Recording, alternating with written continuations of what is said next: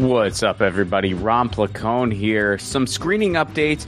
February 16th, Chicago, Illinois. That's coming up soon. There's going to be a screening of my movie Left at Wall, and then some awesome left-wing punk bands are going to play after. That lineup includes Silver Abuse, Acton's Dictum, and Tractor Boy. They're going to be following the movie, and Left at Wall, my movie, is going to open the night. So you can get tickets for that now. That's February 16th, Chicago, Illinois. Left at Wall is screening in Tucson, Arizona on February 22nd. February 29th, Left at Wall is screening is Omaha, Nebraska. March 20th, Left at Wall is screening in Washington, D.C., and that's a free screening. March 22nd, there's going to be a stand-up show, a screening of Left at Wall, and a Q&A after. That's in Pittsburgh, Pennsylvania. That means I'll be there. April 14th, we're going to have a screening, a show featuring different cast members, and a Q&A. That's in Los Angeles, California, April 14th. And another one just announced, June 8th in Idlewild, California. If you're looking for a fun weekend up in the mountains, that's a Saturday night.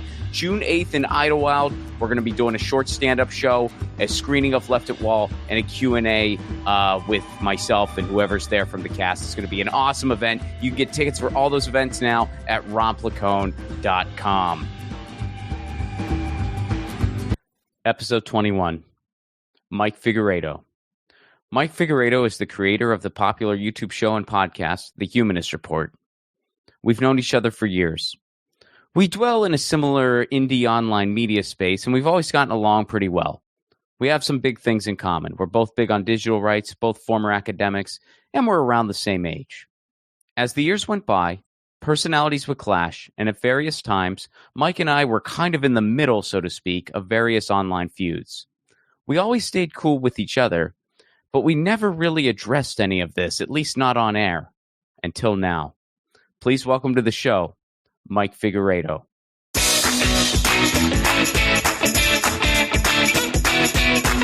You know, it's funny, I don't know if you ever do this, but when times are ever kind of tough or you're ever going through a rough patch, do you look at PhD programs?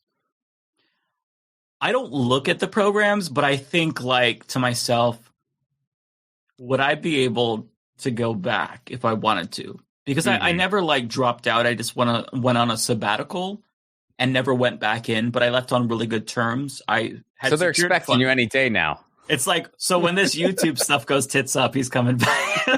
Although now, after they've seen all of my political views, who knows what they think.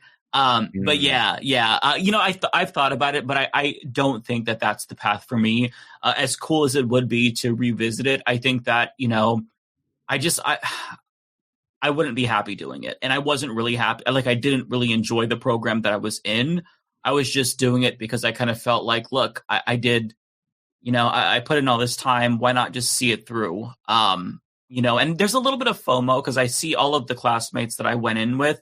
They're now doing their dissertation presentations, or defenses, I should say. They're submitting it. And it's like, man, I would be right there right now. Mm-hmm. So it'd be done about now or getting close to being done. But it's like, you know what? I can't complain because, I'm happy. I feel like I haven't made like the wrong decision. You don't really ever know if like you're on the right path, right? You kind of just go with the flow and see where it takes you. And if you're okay right now, then that's really... If you're happy, I think that's all that matters, right? So that's kind of where I'm at. Like I'm not content, but I'm okay, and I'm not gonna, could be worse. No, man. I mean, I think you're spot on. I know it's just one of those things. Like whenever I'm down about myself and questioning things and feeling like I want to get out of show business, I'm so tired of all the BS. One of the things I'll do is look at PhD programs in like small lake houses in Michigan.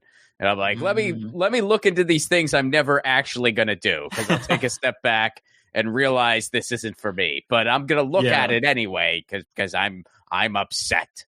But it's nice to, like, in our heads, go down a different path for a little bit and fantasize about, like, maybe what could be if we did something different. But then at the end of the day, that's, like, such a long road. And a lot of it it's easier to think about. It's easier said than done. But it's just like, man, right now I need to make some changes. I don't know what that change needs to be in particular. I'm just a little bit uneasy. But, it could always be worse. That's one thing I keep telling myself, especially like with America and the way that things are. Like, things are bad right now, but certainly they could absolutely be worse. So I'm going to try to not take what I have for granted and take, the situation I'm in for granted. I don't want to do that, just enjoy everything. And it's not like, I don't want to make it seem as if, I'm really unhappy and complaining. Like, I get to do YouTube for a living. That's like, if you poll kids nowadays, that's like their number one job aspiration, which is really, really cool. Like, my nephew thinks it's so cool that I have like a YouTube channel, and it's, I have like the play button and stuff. He's like, oh, that's the coolest thing ever. To them, it's the same as following a cable show or something. Like, they don't see the difference. Yeah, exactly. Exactly. And it hasn't clicked for me yet, because it still doesn't feel like this, like, it feels like a transition period, right? Like, it feels like, no, this is supposed to be like until I get my regular job doing whatever that is. Like, I don't know. Like, what can you do in 2024 with a fucking political science degree? You know what I mean? Besides teach. And, it's usually a jumping off point. You usually go to law school with this, right? And I wanted to go to law school, but then again, I didn't. I kind of just wanted to teach. That was always what I wanted to do. And it's like, if you don't teach, then you can't do anything with it. And, you're not going to make a lot of money teaching nowadays. So, it's not all about money. It's about being happy. But, I'm okay. I don't want to make it seem like I'm a negative Nancy. I mean, yeah. Mm-hmm. No, I feel you, man. I totally feel you. I feel like there's always that sort of little bit of imposter syndrome lingering with most people. Like, I still feel like any day now, I'm like, oh, when is this comedy thing's going to be over, and I'm going to have to like grow up or whatever. And then I'm like, well, it's been going since 2012. I'm going to give it another month. Yeah. like things usually work out. We'll see what happens this time around. Right. So. And for you have so much talent to where it's only a matter of time. Like, there's this thought in my head that it's like, I wonder, have I peaked? And am I okay with that at my age? I don't think you've peaked at all. Not even close. That's kind of you to say. I don't think you have either. I mean, thank you. Thank you. I guess we're both still, Okay. I mean, we're both in that weird spot where we're not by definition young, but we're not by definition old. Right. Because I know we're around the same age. I think I'm a little bit older than you, but we're in the ballpark of each other. Mm-hmm. So yeah, we're in that kind of pocket where it's like, well, you're not. You can sort of start thinking about the second half, but you're not old. So you better start doing what you really want to do if you're not, and really like accelerate it into gear if you are. But you still got plenty of time to either to blow it all or really see it through to its full potential. Yeah, no, that's true. You know what it is? Like, I think like maybe not midlife crisis, but it's like midlife reevaluation, right? Where you get there and you're at the halfway point, and it's like, am I okay with everything? Did I do everything right? Of course I didn't. There's so much that I did wrong. What can I change going forward? Do I want to change things going forward? Am I happy where I'm at? I think we just go through this, right? Like, it's got to be part of life, especially when you're at our age, when you're officially middle-aged, I guess. I mean, I don't know. I don't want to admit that, but I guess it's kind of true, right? We're on like the very low end of it. We're like just approaching middle age. Okay. So it's, I mean, if people want to get real particular with their definitions, they can. But I kind of just think of it as like, I might be technically in the second half, because I don't know like exactly how long I got on this planet. None of us do. But so I'm thinking second half. But I might still be playing the first. I hope I am. Yeah. I hope I still got some years left in the first half. We'll see though. But so what made you pick the name Humanist Report? Oh God, it's the worst name ever. It was honestly a placeholder name, and I was just kind of toying with the idea of doing a YouTube show and starting a podcast. And I'm like, I kind of went back and forth, and I'm like, yeah, I'll do it. And then it's like, well, I should probably come up with a real name, and I don't have any creativity, so I'm like, we'll just go with this. It was. I think it's a cool name. I mean, I just think it's sort of interesting to me, and I'm part of this too. Like, there was this period of time where sort of being a non-theist was sort of a big flag in the sand. Like that was sort of, because and you saw Humanist Report, Secular Talk. I mean, my first album was called Agnostic Holiday. And then definitely by 2020, it just wasn't that big of a deal anymore. Right. Like all of a sudden that was just like, people were just kind of like, okay, that's fine. I think that's a great point, right? Because like back in 2015, when I was playing with the idea, and humanism still does influence me to a very large extent. I'm still very anti-theistic and whatnot. But like back then, that was like really at the core of my political beliefs. Whereas now it's something different. Like I think that if I had to define myself in like one word to be overly reductive, it'd be like socialist. Like my core is thinking that workers should own the means of production. But then again, it's also more complicated than that. I think that Humanist Report still fits because, I think to be a humanist means you care about worker rights, but also other things as well. It's not necessarily overly anthropocentric, but, you can care about animal rights, everything. So like it fits. I think it's just boring, right? Like there's no flavor to it, but, it's too late to change it. We've been doing this for like 9 years now. So if I were to change it, then it's like, well, who's this new person? Like, I'm people don't even know my first name. They just know me as the Humanist Report, right? Just that's the Humanist Report guy. So to change it now would be, I think, absurd. So we went with it and we're rolling with that until the wheels come off, at least. There you go, man. No, it's a pillar. What are you going to do? It's good. Yeah.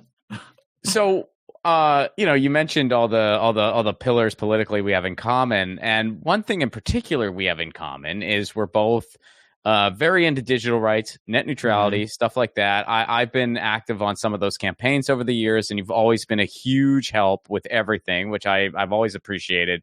But I've never asked you, because we both cover it a lot, and it God knows it's not the best thing in the world for clicks.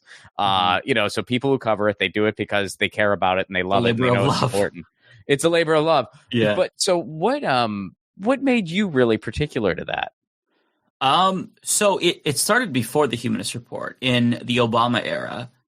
So Tom Wheeler was the FCC then, and he was a Comcast lobbyist, I believe. He came from the industry, like Ajit Pai.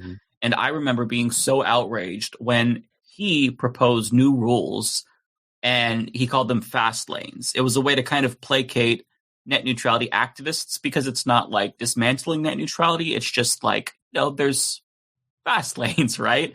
And I was really outraged by that. It was like one of the main things that had kind of radicalized me against like Democrats. And it's like, why would Obama appoint this person? I was still like fairly naive back then. And to see like, activists protesting and him smirking, I was following it very closely, and I was just so interested in it because, to me, the internet was something that was like, it really, I think, helped me develop as a person. It helped me discover myself when it comes to my sexuality, my belief system, my political beliefs. So I think that like if you start to impose restrictions on the internet, that fundamentally changes the potential, limits what's possible. And so I was really against it. From there, after winning, it felt like a really big victory. And then, once Ajit Pai came in from the very get-go, I knew that this was going to be a problem and he was going to repeal it. But I thought that, you can kind of override him. We did it once with Tom Wheeler, right? I remember Margaret Flowers and her late husband were like sitting in front of his car, not letting him leave, Tom Wheeler, and that was so awesome to me. It was really important for a while. Before that, I followed other bills like, or maybe not before that, but around the time like SOPA, I always thought that the internet was like, it was our one way of expressing ourselves. It's like the one avenue that we're truly free. And sure, there's some problems with it, but for the most part, like changing the model to a non-net neutrality model would be catastrophic. So it's just one of those things that I think people don't really see the importance as much as they need to, and they kind of take it for granted. And the internet, to me, is one of those instances where, you wouldn't know what you've got until it's gone. So like having net neutrality be gone and having no states with net neutrality, I think we would really see the worst case scenario where the internet is broken up into packages. So it's just always been really important to me and one of like my top issues for a really long time now. Yeah, I mean, and you really see when you see other bills like COSA, the Kids Online Safety Act, that in reality is just a guise to make it more difficult for LGBTQ youth to access resources. And as someone who's been active in some of those campaigns, as you've been as well, I mean, I've gotten messages from transgender kids who are just scared. Yeah. Like they're scared of this stuff. They know, they read between the lines, they get it, and they're genuinely concerned, which in some ways is also very inspiring that the young people are so on top of this stuff, and they're doing stuff on TikTok that's freaking incredible. Yeah. But also it's like you really, you put this stuff together and you realize how important it is. Absolutely. Yeah, yeah, and Coast is such a good example of that, right? Where on paper it sounds really good, but then when you read between the lines and you think about the implications, it's horrifying. Like LGBTQ kids is like that's the perfect example because I remember when I was like 17, I was using the internet to like try to discover myself and search like, what does it mean to be gay? Am I gay? And even as like a young man, like when I was like 22, I remember on forums, seeking advice from like other gay people. I didn't know anyone, so that was like the only way that I could talk to other gay people and get advice and whatnot. What's appropriate, what's common, like give me some of the culture, like what So it's really important for communities, and so if you take that away from people, or give states the ability to shut that off from kids, I think it's really damaging. I mean, if parents want to restrict internet access, they can do that. We don't need the state to get involved. So this is really one of those instances where I'm not in the camp of small government, big government, but this is one of those instances where it's like I'm in the camp of small government specifically, like leave it alone. Yeah. Well, and that's the other frightening thing too. Like you said, when they put it on paper, it seems good and reasonable. We want to keep kids safe online. We want to keep predators away. Well, of course, everybody wants that. That's a good thing. And it's like, well, who's enacting these policies though? Oh, a bunch of dogmatic lunatics in Texas. yeah. It's like, yeah, it's not best. Good. Yeah, not good. So I want to talk to you some about just the YouTube space. I don't know what you would call it, the indie media space, like however you would frame it. When I look at it as a whole, and I include everybody in this, myself included, if I had to describe it in one phrase, I would say missed opportunity. Because I feel like, again, I'm old enough to see this whole space go from some obscure thing to a force to be reckoned with in our media system. And I feel like largely that new power has just been used to, try to drum up clicks, talk about beefs or shift to the right in some cases, depending on the personalities. And again, I'm not saying that's everybody. Of course it's not. And of course there are plenty of diamonds in the rough. But I feel like systemically and largely as a whole, I feel like missed opportunity comes to mind. And I really hope that in particularly the next generation, and as even people in our class start to really take the captain's chair, we set a better example. What's your take on that? Do you agree? Do you disagree? Yeah, I tend to agree. I think that, part of the problem on my part, at least, is that I was really naive about independent media. When you see corporate media, the alternative of indie media sounds really, really great. But much like corporate media, I think that there's a lot of perverse incentives in indie media too. There's clickbait, there's drama baiting. I think that these are things that a lot of people feel like they have to do in order to grow their channels and grow their brands. And to an extent, yeah, that's true. But you don't have to do it that way. You can just you can plug away at it. You could do really good content. There's these video essayists that put together these massive documentaries that are phenomenal, but it's difficult. And, a lot of people just want to, they want to make it quick. So that incentivizes you to be very clickbaity, to become a content farm where you're just putting out as much content as possible. Maybe it's not necessarily like drama baiting or divisive, but it's just low quality content and you're just trying to rack up as much views as possible. So there's a lot of, I think, really bad incentives here. And I think that, as people who've been doing this for a while, yeah, it is important that we set the example. It's hard though, because in order to set an example and to give younger or the next generation advice, you really got to have a blueprint. And the problem is that there's really no blueprint, right? I feel like I've been doing this for 9 years and I don't know what the fuck I'm doing. It's there's no magic bullet. And I think that that's the thing that's frustrating. And so what people tend to do is, they'll start off, bless their hearts, wide eyed. They'll do what they want to do. They'll be completely artistic, completely creative. And then they'll realize that, your best work isn't always what's going to do the best in terms of views and clicks. So they start to cater to the audience that gets them views and clicks. And then they kind of go down a different trajectory. And it's hard to warn people about these things because, even older people who've been doing this are susceptible to it, right? People who have been in the game for a really long time. But it's difficult because there's no right or wrong answer to a lot of this, right? So trying to teach people to build audiences in a positive way and try to curate their content to appeal to specific people and kind of exclude groups that they don't want, because your audience can really influence you quite a bit. It's difficult. So yeah, getting back to your question, I think that missed opportunity, I tend to agree with that. But at the same time, as time has gone on, I have kind of been humbled a little bit. Mm-hmm. At first when I got into this, I'm like, we are all the future. When it's when you step back, actually we're not farts in the wind, but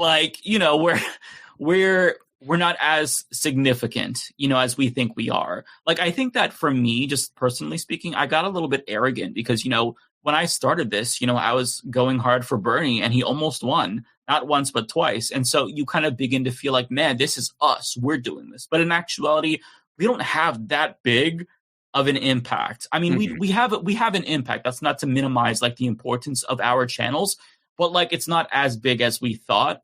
And we're not able to shift the Overton window as drastically as we would like. And a lot of it is confirmation bias, right? I think we can change people's hearts and minds, and that does happen. But a lot of the people who are seeking out our content or who find our content, they're seeking it out. And so It's not just on the left. I think it's on the right too. So trying to realize my role and the impact that I can have and what I can do, that's been something that I've been working on. If I can't actually make an impact, then what is my goal? What is the point of all of this? Is it just to be an entertainer and, educate people in an entertaining way? What do I want to do? And I don't know, but I've kind of just been trying to do what makes me happy. Before I used to really feel okay, if I'm going to be a news guy, I've got to cover everything that is really important. And I don't do that anymore. I just kind of think, look, this story right here, I want to talk about that because there's more that I can add. I'm not a journalist, I'm a commentator. And so if I can't supplement this news story with really good commentary, I'm not going to waste people's time and I'm not going to waste my time. I have to be happy talking about it. And sometimes I'll talk about dumb shit, but it's what I want to talk about. It's, if somebody like Dave Rubin or whatever, if they say something stupid, maybe it makes me happy to talk about that, but it's just trying to be happy doing what I'm doing because whether or not you're successful, I think with time, it's luck, right? You might put out a video and you think, man, this one's going to do really well. And it doesn't, but you put out a video that you think is boring and nobody's going to listen to. It's way too tech savvy and wonky and it does really well. My views have been lower this week, but I put out a video on trans rights and one particular bill. And I spend 5 minutes in the video just going through the specifics and the language and jurisdictions and the complexity. I'm no, but oh my God, I'm going to lose people halfway through the video. And so far, it's the best one this week compared to videos about the election. And so it's you never know, right? Because it's okay, I'm trying my best to make this really entertaining. It's a very depressing topic. On top of that, it's very technical. And I'm trying to do my best to just get people to wrap their heads around something that's really complex so they can get the context on the attacks. And it's how do you do this in an entertaining way? And you can't, but it still did well. So you don't know what the fuck, you don't know what we're doing. You know what I mean? Sure. It's just some things work, some things don't. You just got to try it all. No, I think those are excellent points. And yeah, I again, I mean, all the stuff you've described, I mean, I'm guilty of doing that at times. You're guilty of, I mean, like by no means am I wagging the finger at any one entity. And I don't mean like, I think that is a really, really good point. It's like, well, but put it in perspective as well. Like, that's an excellent point. Mm-hmm. I guess it's like, I do have a bit of, man, I wish we could do better as far as like, we have this landscape now. Let's really fill in the gaps that corporate media is failing at. Mm-hmm. I mean, and that's, that's it's going to take a village, right? Like it really is. So, but those are excellent points. So I wanted to bring this up, man. I heard the shout out that you gave me on the collaborative show you do, the Leftist Mafia show. Mm-hmm. That's what it's called, right? Did I mess up this? Okay. All right. I want to make sure I got the title right. I heard the shout out you gave me on that, which I appreciated.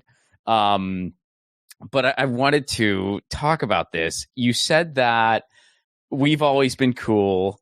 And then you said, there was a little bit of a kind of, I don't know if you said rough patch or how you described it, but like a little bit of an awkwardness, at times when I was still with the Jimmy Dore show. Mm-hmm. But we're cool. Like you said that in reference to me. Mm-hmm. And I appreciated the shout out very much. And I also wanted to say, and please take this as a good thing, because that's how it's intended. And it's also the truth. If there was ever any awkwardness, it was only on your end. It was not on mine. Okay. Because I always, you always saw me as my own person. Mm-hmm. And not everybody, I mean, I was guilt by association to some people. Yeah. And I get that. I mean, that kind of just comes with the territory in this space. But you were never like that with me. Mm-hmm. And that always meant a lot to me. Yeah, I appreciate you saying that. For me, I am a person who I kind of feel like as time goes on, I get worse at maintaining relationships. And so just checking in with people, like if it's been too long, I feel like it's a bit of an awkward, and it's going to be like, hey, man, who's going to reach out first? You know what I mean? So part of it was maybe that as well. And another part of it was like, there was kind of like this period where we were cool. And then I started kind of really taking shots at Jimmy Dore and he was taking shots at me. And then, you were kind of in the middle where at the time he was your boss, you couldn't respond. But I have no animosity whatsoever towards you and never did. So it's just kind of like, are we cool? Because I'm cool with you. It's just like, who's gonna text first? Like, hey man, I don't mean. And for those who are listening, we did text each other and stuff like that. Yeah. But like, it's just there was that period of like, oh man, I hope that this doesn't spoil anything between you and me going after him. And the same was kind of true with you with TYT when you would go after TYT, and then I was still with TYT Network, and I was kind of in the middle.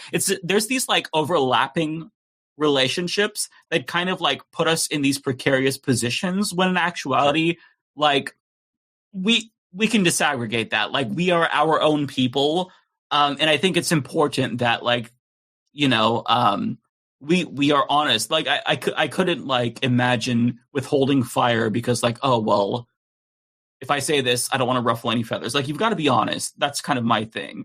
But, like, honesty does have consequences. And so it's like, man, I hope I don't burn this bridge with you as I go after, Jimmy Dore.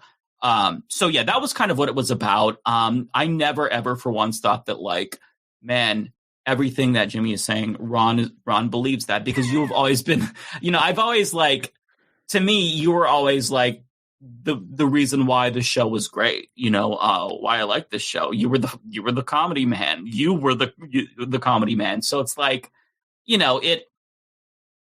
was a little awkward, but I'm glad that like we worked through that. And we're both very chill people. So like, I never necessarily thought that like, oh, we'd be on bad terms because of this beef and shit talking between me and Jimmy. but like, just there's that in between period, right? When we haven't touched bases and we need to. Yeah, I hear you, man. And I actually didn't know you were still with TYT whenever I was taking issue with some of the stuff they were doing. Are you still with them? No, I left last year. But yeah, yeah. Yeah, last year in like April or May. It was whenever I had the trans battle, and they said things that I didn't like. So there's beef everywhere. No, I hear you, but with that, and we don't have to get into like super YouTube insulary talk here, but like some of the stuff they've been saying around transgender issues, around homeless, around police. Explain to me how it's different from Fox News. Some of the stuff they say around those issues. It's like you listen to that, and then what I took really, really hard was when Cenk Uygur endorsed Rick Caruso for mayor here in Los Angeles. That was really I hard just thought like that was so and his explanation was just so, it's like, okay, either you have a profoundly ignorant understanding of local politics, which I don't believe. I think Cenk's he's a sharp guy, or you genuinely feel this way, which that's pretty effed up. And I have people in my life who I consider friends who supported that guy, but the difference is they don't go around saying they're the home for progressives and then endorse the billionaire developer who embodies everything that's wrong with why Los Angeles is where it is as a city. And so I took that. I just really took that one hard and could not be quiet. Yeah, I took that hard too. And I was still at the network when I was like, bro, like you influence my politics so much, man, with money in politics being a big issue, Wolfpack. So to endorse, this billionaire, it really bothered me. And I think that's a great point, because like when you are a smaller channel and you're connected to like a larger network or a larger channel in some way, the stink kind of rubs off on you, right? Like there's this idea that you agree with everything they say, or maybe you're not willing to criticize them. And that was never the case with me. Like I've always, I've had criticisms, of TYT, and I vocalized it. I was never like silenced because I was a network partner. Like it's just a lot of people, they kind of assumed that I couldn't criticize Cenk because he was my boss, when in actuality, that's not how it works. Like they were my network partners. And so like I would pay them a percentage of my ad revenue each month to kind of like be my representative. That whole model of MCNs is really antiquated now. So people don't even need MCNs, in my opinion, to be YouTubers and to get protection. But like, just because I was affiliated with them, there was this idea that like, Mike must agree, or he's going to be, he's not going to be able to vocalize his disagreements, when no, I was always free to say what I wanted to say. And, the same is true for you, with Jimmy Dore. I know that you never co-signed everything. Not that, Cenk and Jimmy are equal. Like I still find Jimmy much more nefarious, and I don't think he believes a lot of the things that he said, but still, like, I don't think that, the things that he said you would ever co-sign off of, just because you've always like, you have your own political views. You've always been much more principled, but I hate that there's this assumption that, you do co-sign everything. It is a guilt by association thing, for better or worse, and we've both kind of been a part of that. But, you do what you can to kind of like set your own standards and explain where you stand. And some people are going to accept that, and some people aren't. It's so weird. Till this day, there are people who will call me a shit lib, neoliberal, DNC shill. And then there are people who will call me like this commie sellout, or not sellout, a commie like extremist, And so you can't really, you got to tune out the noise, right? Because you are your own person. You're not what people define you as. And I think that over time, if you watch my videos, what I say is pretty clear. You could see where I stand. And honestly, like with how much you and I talk about politics online, like you could see an issue that we haven't spoken about and almost guess where we're going to land pretty accurately, just because, when you have this core set of principles and beliefs and you follow these guidelines based on like morality and philosophies, you're going to land in the same spot pretty much, right? So that's what I try to do. When you're on the internet, there's going to be drama. There's going to be people who don't like what you're doing. It doesn't matter what you're doing. Like sometimes I'll think, man, politics is so toxic. I wish I did like if I was going to do YouTube, I should have picked something fun like video games. When it's like, the video game YouTubers I watch get a lot of death threats for their game reviews, So it's like, it's just part of the game. I mean, dude, some of my friends are in sports, and they're like, dude, you should see how some people react to like sports commentary. It's crazy. It's like nuts, man. And hey, man, I love a good hockey game, but I'm not that. I'm not that enshrined. It's just a nice break, Yeah. Well, here's a fun one. I would get that, and this is especially from quitting the Jimmy Dore show. Mm-hmm. I would get you're a loser and you're your career's over and you suck and this and that. Mm-hmm. And then I would also get you're a sellout. And I'm like, well, wait a second. How can it be both? And it's like from the same people. I'm like, wait a second. I thought I was a loser and I'm a broke loser. How am I also a sellout? It's like, and then it's like, I do stuff with Status Quo now. So it's like, wait, I sold out to a smaller channel. How is that possible? I don't think you understand the meaning of that word. How does one sell out to a smaller thing? Yeah, it's just one of those situations where, I think a lot of it is click-based, where some of these personalities they become so big that people kind of feel like they're part of like that clique, right? And I think that Jimmy Dore, he has that type of personality where it's like, no, I'm part of the club. I'm with him. So if you're not with him, you're against him. I think that's what it was. And even like when you were still part of Jimmy Dore, I remember it was in 2019 or something like that. Jimmy had come back to Portland and you couldn't come and I couldn't make it. I explained to Jimmy Dore, like, I cannot, I'm having really bad panic attacks. I'm not going to go in front of an audience. He was actually really understanding, to his credit.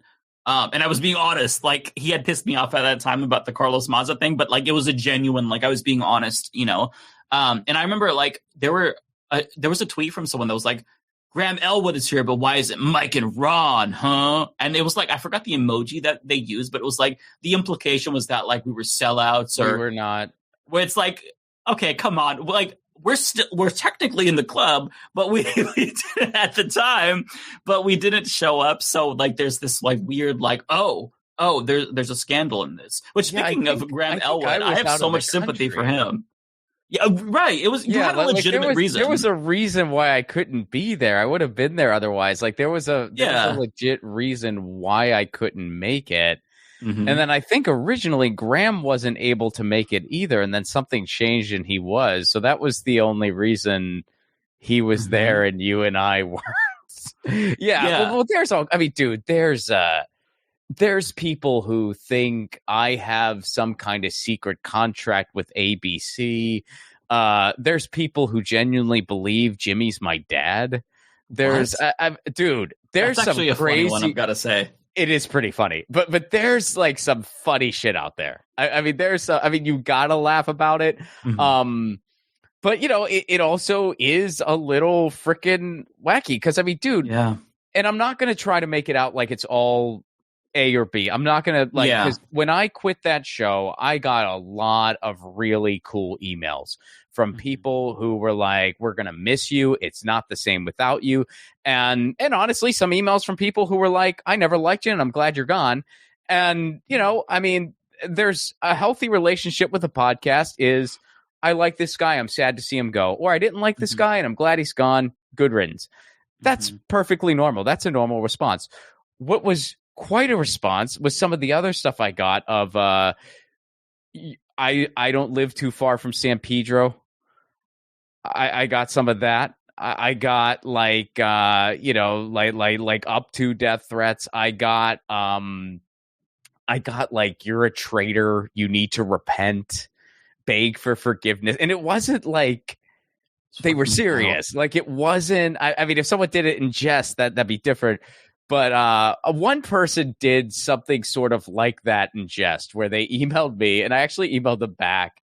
And they emailed me and they were basically like, hey, I basically, I miss you on the show. It's not as funny as it used to be now that you're gone or whatever. And they said something like, can you please apologize or something like that? And I emailed them back and I said, I'm sorry you feel that way. And I appreciate your kind words about me. I'm not going to apologize because disagreeing with somebody and not wanting to work with them anymore is not an offense that requires an apology. Mhm. It's a podcast, not a cult. And I said, the cool thing about podcasts is if you don't enjoy one, there's millions of others you can check out. Yeah. And I could tell they were kind of, so then they emailed me back. Their email actually fucking made me laugh. They were just like, they're like, you're an entertainer. I am the masses. I deserve to be entertained. I don't care if it means you're miserable for the rest of your life. And then they had emojis. Like it was a joke. And, Okay. No, they were kidding. And it did, it did make me laugh. But, That's funny. It's crazy that there was this big fallout because like, I don't even like, was there even like an announcement that you were leaving? Like for me at that time, I had checked out. I was not watching. So I just noticed like I would check in from time to time just to see what, Jimmy was up to. And I would never see you. And I'm like, oh God, things. And I thought that was just like, you couldn't make it or something, or you were on tour because it's like, okay, this is bad because I always saw you as the guardrails. No one was on tour then, my friend. Nobody was on tour then. Oh, that's true. Yeah. Oh, that's true. Yeah. So yeah, I don't know what I was thinking, but I just, it never clicked that you had left. And so I'm like, oh God, this is going to get really bad quickly because I always saw you like you were the intellect and the comedy and you were the guardrails. So like once the guardrails are off, man, where does it go? So I was like, oh God. But yeah, I had no idea.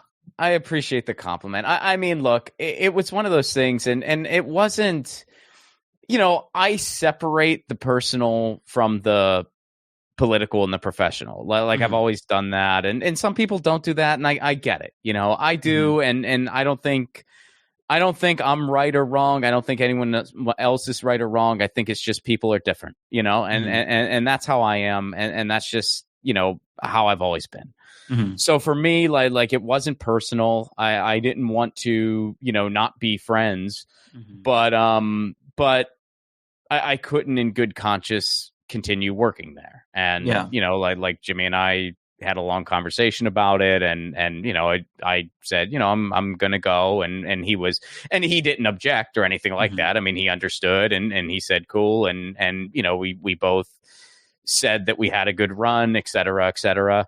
And I try to have, like in the time that's passed, I've made the decision to just tell the truth, which, I mean, one of my favorite bands is the Hold Steady. They have a line of one of their songs. You can't tell people what they want to hear if you also want to tell the truth.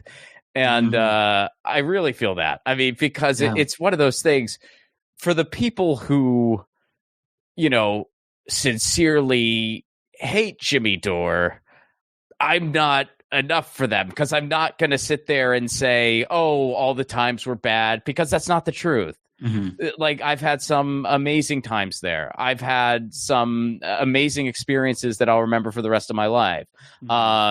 Jimmy always let me have input. He always, was listening to what I had to say. It was like that for a really long time. It did kind of change, but it was like that for a really long time. And I'm not going to be dishonest and pretend that wasn't the case, just because maybe people want to hear something different. On the same note, the people who just, like he is their philosopher king. Well, I am not in agreement with their philosopher king. So it's sort of like, I'm just persona non grata. Yeah. Like I can't really, and so it's just one of those things. I kind of just wanted to move on with my life. Yeah. And I have, and I wanted to just sort of not be in the space at all. And that's part of the reason why I started this new show. But, when Jordan asked me to be part of Status Quo, if it was almost anyone else, I probably would have said no. Mhm. I would have said yes to like you, actually. I mean, like you and Mhm. Jordan may have been the only two I would have said I'm yes honored. to. And Jordan, and it's not because I agree with Jordan Cheriton 100% on every single strategy. We don't actually. Mhm. That's what I kind of like about Status Quo. We're all a little bit different. Tina and I have some differences. Jordan and I have some differences. But what I like about what he's doing is just the commitment to really breaking stories Yeah. and on the ground journalism. And so when he asked me to kind of join the fold, I said yes. And I'm Yeah, I glad think I that's did. awesome. You know, I mean, Mhm. I like doing stuff with them. And for me personally, it kind of scratched that political itch. So Mhm. I can kind of scratch the political itch there and then do other stuff like this, you know, like this series where I really want to dive into interviews and other interests. You know, I made a movie. I made a pilot. I made a short, and I want to kind of get more into that space. I mean, I kind of want to go into a more like Boots Riley direction now. Yeah, So, and that's awesome. 2024, how you feeling? Man, existential dread would probably be what I would use. Man, I used to live and breathe election cycles. People complain about the horse race. I loved the horse race. I'm just kind of over electoral politics. If I'm being 100% honest, it's really difficult for me um, to talk about elections. I kind of have to force myself or try to really look for like the nuggets of gold in the pile of shit. Like if there's like some funny things, like I did a video about the most embarrassing moments from DeSantis's campaign after he quit. I thought that was really fun just because, okay, but like really going through like I used to and going through the polls and the primary states, it's so frustrating because like the longer you do this, the more you realize, it's not pointless, but we're not going to get the revolution through an election, right? Like, we're not going to usher in an era of socialism. Even if we elected Bernie Sanders, I think that would have been great, but it's not going to be the panacea that I think maybe deluded myself into believing it could have been. Well, I always say this. I'm like, if Bernie Sanders was president right now, he would piss us off every day. Exactly. But we would be infinitely better off than we are at the moment. Right. Like as much as, and dude, Bernie's pissed me off just in general over the past few years, especially. But not a day goes by where I don't wish he was president. Yeah, no, that's true. Absolutely. Yeah, it's just exhausting, right? I think that I don't really get enjoyment out of talking about elections anymore. I feel like there's not really anything to root for, just like to root against. Like, man, I hope that the most craziest fascist doesn't get elected. Oh, they did again. Okay. This other cuckoo for Cocoa Puffs Republican got elected, and then this corporate Democrat got elected, and then we got a progressive kind of and Fetterman, and it's like, actually, he's very anti-immigrant. Yeah, just kidding. JK. So it feels frustrating to me. I think that I've kind of shifted my focus a little bit to just really being, I don't want to say like issue based, but just less electoral politics minded. Like I still talk about electoral politics because it's unavoidable, but like I like diving into like really niche things sometimes. Like I really like to focus on trans issues and certain things, book bans, certain elements of like the so-called culture war I think are interesting to me because they're so stupid, and I think that's how you can really win over the normies by shedding light on this. Just like talking about the election itself is really frustrating to me because I feel like voting is like I don't know, it's probably like the laziest form of political action, right? Like it's not going to be conducive to revolution or anything like that. It's just kind of like a thing, So like these big presidential elections, it doesn't like excite me like it used to, if that makes sense. And I'm kind of all over the place, but you can tell like the trepidation that I'm feeling about like 2024. It's like, God, and it's a rematch probably. It's like, it just, it's exhausting. I just want like a 20-year break from elections. Like we have them every 2 years. We need a fucking break. Not that I want a dictator, but like, can we just like, I don't know. We just need a fucking break, man. I can't take it. No, I feel you. I mean, I do feel like, I'd be curious your take on DeSantis, because I feel like he is by far the most dangerous person in American politics right now. Like, to the point where, like, honestly, dude, if somebody put a gun to my head and said him or Trump or him and Biden, I would pick Biden. I would pick Trump. That's how dangerous I think Ron DeSantis is. I absolutely agree with you. Really? See, not everyone agrees with, like, a lot of people disagree with us on that. You know, and what's funny is all of us on Leftist Mafia agree on this thing as well. Oh, really? DeSantis is worse. Yeah. Wow. Okay. This wasn't always my position, believe it or not. Like, I actually thought Trump was worse than DeSantis. But the more that you see the effect that he had in Florida and the way he was able to wield power in such an effective way, it's horrifying. And I genuinely think that he is a sociopath. Like, with Donald Trump, he's very easy to read. Like, he's scary. He's an authoritarian, but he's a narcissist. It's all about him, right? Yes. There's no underlying core philosophy. You know, it happens to be fascism, but that's just a matter of, like, that's where he landed. Who he surrounds himself with. Exactly. DeSantis is like, he's a real believer, right? Like, I really, like, I'm not saying he's like the next Hitler, but he's like maybe a little bit of Hitler sprinkled in with some Viktor Orban. It's really horrifying. So the thought of, like, DeSantis getting close to power scares me far more than Trump. That's not to say that Trump doesn't, like, scare me, but the way that DeSantis is able to kind of, like, put normies at ease is very horrifying to me. Yes. The example that is just shocking to me, and just really, it proves that liberals are very bad allies in general, is, you know, the Don't Say Gay law. There was the one poll, I can't remember who conducted it, a majority of Democrats agreed with the Don't Say Gay law. And it's just shocking to me how he was able to take decades worth of progress and roll it back by simple, you know, repackaging of old school homophobic tropes. And so I think that if you put that on a national level and give him the White House, he could really, like, transform this country in a very negative way. Like, I don't think that he is as immediate of a threat to democracy in the same way that Trump is. He's a threat to democracy, like, in the sense that long-term damage is going to be incalculable, like a Reagan figure, right? Where you're still learning all the things that are bad now are because of something that Reagan put in place, right? But, like, with Trump, it's like, okay, he loses an election, he's going to dig his heels in, he's going to do a fucking insurrection. DeSantis is going to put steps in place to dismantle democracy, dismantle the administrative state, you know? So it's, I absolutely agree with you. DeSantis horrifies me, and I hope that he killed his, you know, political career with this presidential run. Oh, I don't think we've seen the last of him. I hope I'm wrong, but I don't think we've seen the last of him. He is, I mean, I feel like people underestimate him, and I feel like he's always a couple steps ahead.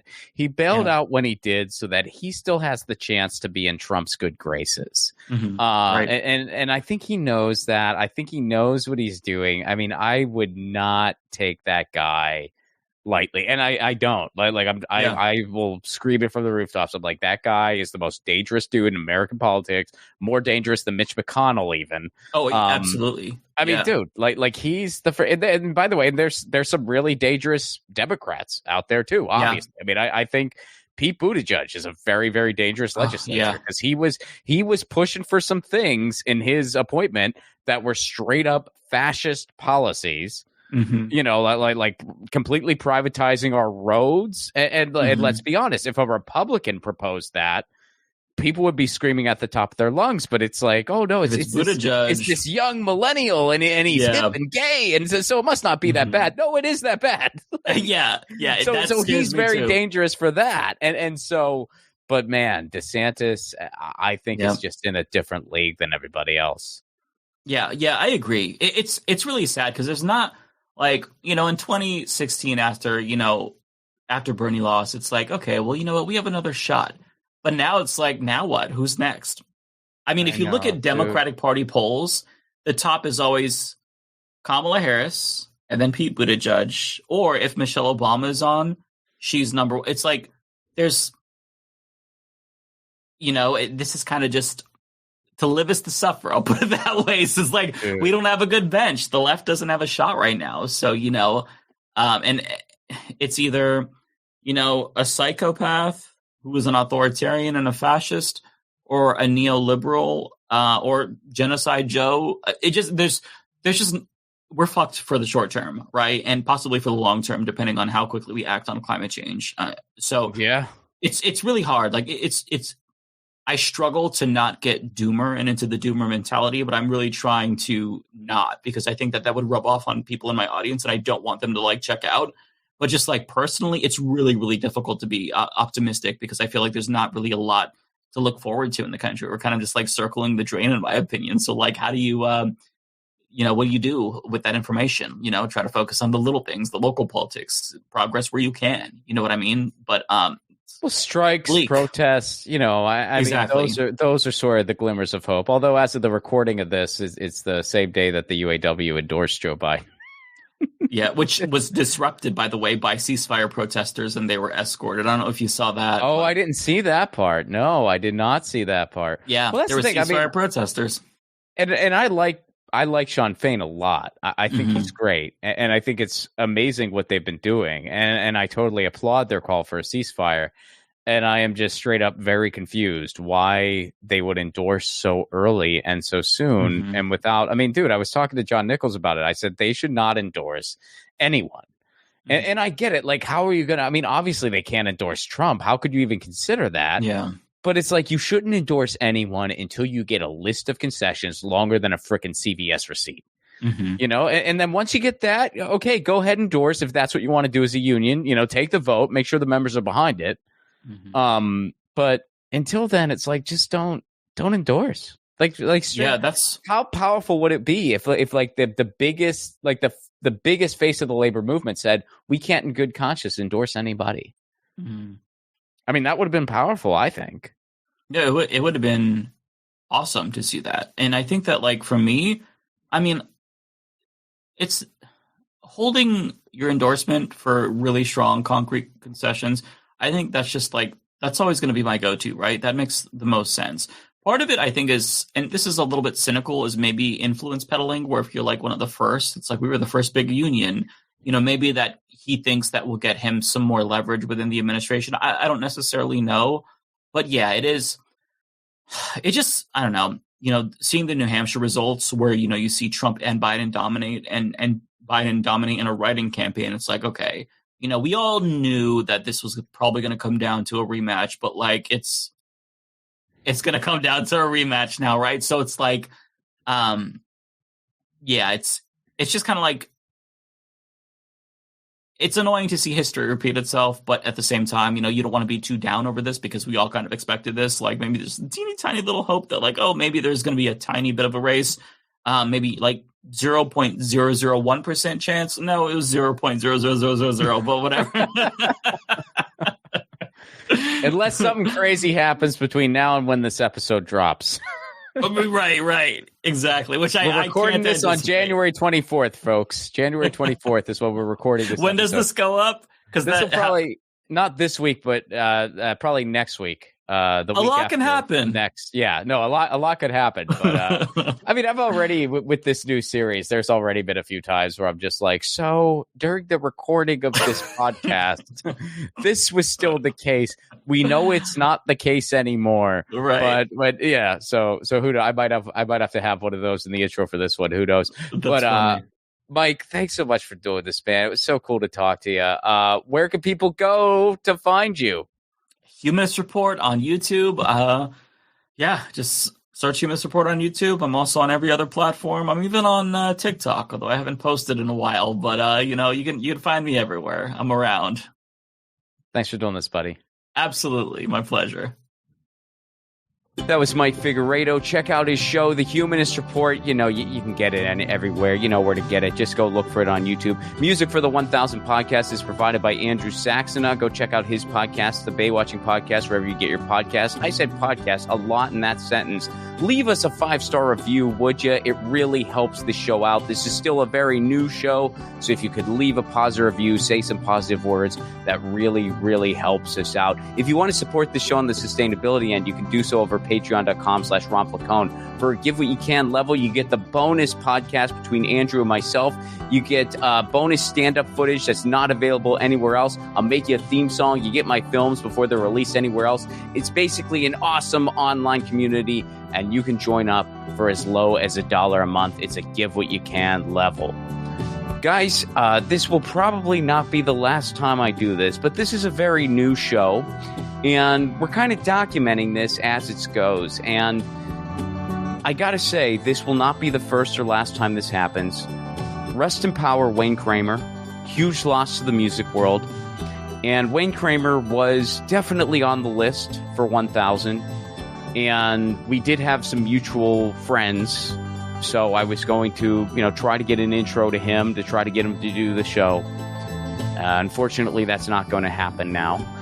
But I'm sure this will not be the last time something like that happens, where somebody who was definitely on the list, unfortunately, will not be able to do the show because they are no longer with us. So rest in power, Wayne Kramer. Huge loss to the music world. Wayne Kramer of the MC5. If you're not familiar with the MC5, look it up, and you're welcome. You're going to have an awesome day today, kicking out the jams with the MC5. But Wayne Kramer, rest in power. Catch y'all next week.